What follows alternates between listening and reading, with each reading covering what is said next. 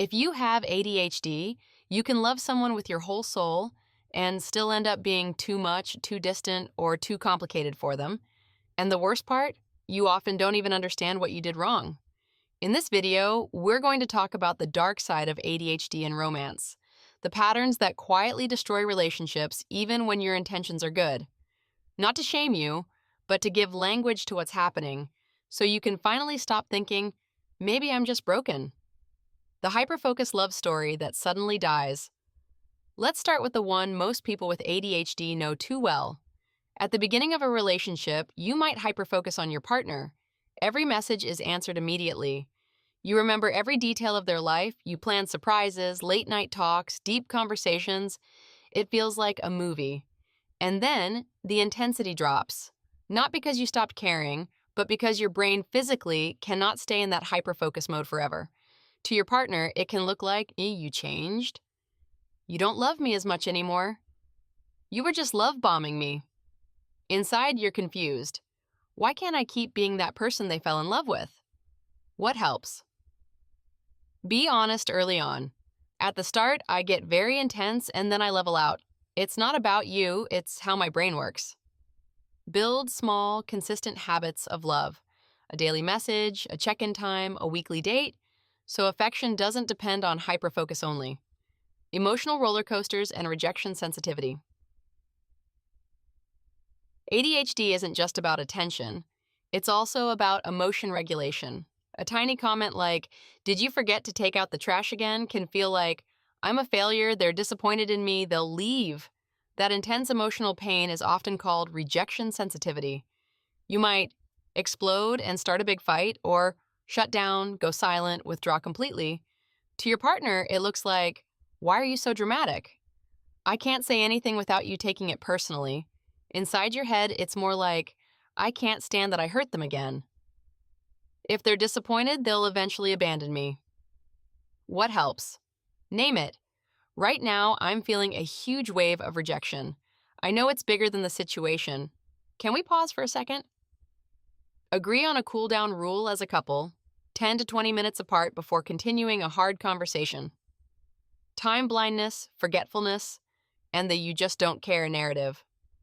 This is one of the most painful dark sides. You genuinely love your partner, and yet you show up late to important events, forget anniversaries or small requests, leave messages unopened for hours or days, not on purpose, but because you saw them at the wrong time.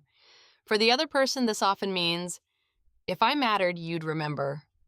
You're always late when it's about me. You just don't care." But what's really happening is time blindness and working memory issues, classic ADHD stuff. Your brain doesn't hold on to tasks without external support.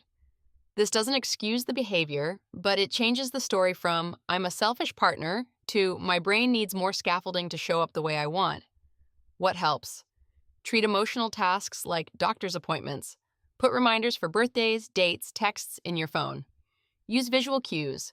Sticky notes on the door, a shared calendar with your partner, alarms labeled. Text them back, they matter. You're not uncaring. You're unsupported by a brain that needs tools. Communication clashes, interrupting, oversharing, or disappearing. ADHD can make communication in relationships really messy. You might interrupt constantly because you're afraid you'll forget your thought, talk for 20 minutes straight and then feel ashamed. Or on the opposite side, avoid talking at all because you're overwhelmed or embarrassed. Your partner might feel unheard, like you don't let them finish, talked over, or completely shut out when you go into ghost mode. The dark side here is that both of you can feel alone in the same relationship. What helps? Explain your brain. If I interrupt, I'm not trying to dominate. I'm scared I'll lose the thought. Can we find a signal you can give me so I stop and listen? Use structure for talks. Agree you'll each get a few minutes to speak without interruptions, then switch. It sounds formal, but it can be surprisingly intimate. The shame cycle and self-sabotage. This is the quiet monster in the background. You forget again, you explode again, you're late again, you see the disappointment in their face, so the inner monologue starts. "I ruin everything. They'd be happier with someone else. I'm too much, too messy, too sensitive." That shame hurts so much that sometimes you push them away, pick a fight, or even leave first, just so you don't have to watch them leave you. From the outside, it looks like you don't care about the relationship. Inside, you care too much, and you're trying to protect yourself from more pain. What helps? Catch the thought, I'm the problem. Reframe to, my ADHD symptoms are causing problems, but problems can be worked on. Consider therapy or coaching with someone who understands ADHD. You don't have to untangle this alone. Let your partner in on the shame. When I mess up, I immediately think I'm a failure. If I seem distant, I'm usually drowning in that, not plotting my exit. So, what do you do with all this? If you're watching this and thinking, wow, that is literally my love life, I want you to know three things. First, you are not broken, unlovable, or doomed to destroy every relationship. You have a neurodivergent brain in a world and a dating culture. Designed for neurotypicals, that's going to create friction. Second, owning your patterns is not the same as blaming yourself. When you understand what hyperfocus, time blindness, emotional dysregulation, and rejection sensitivity do to your relationships, you can start changing systems, not your personality. Small things matter. One reminder that actually works for you, one honest conversation, one new boundary like, we pause conflicts when I'm overwhelmed, can completely change the trajectory of a relationship. Third, if this feels heavy, please don't try to handle everything alone. Talking to a mental health professional who understands ADHD or joining a support group can help you turn all this chaos into a map, not a prison. If you found yourself in this video, you're exactly who I'm making this channel for.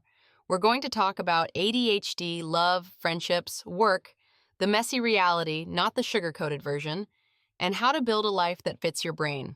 If you want more videos like this, you know the drill. Subscribe, hit like, and tell me in the comments which part of the dark side hit you the hardest, or what you wish your partner understood about your ADHD. You're wired differently, but different doesn't mean unworthy of love.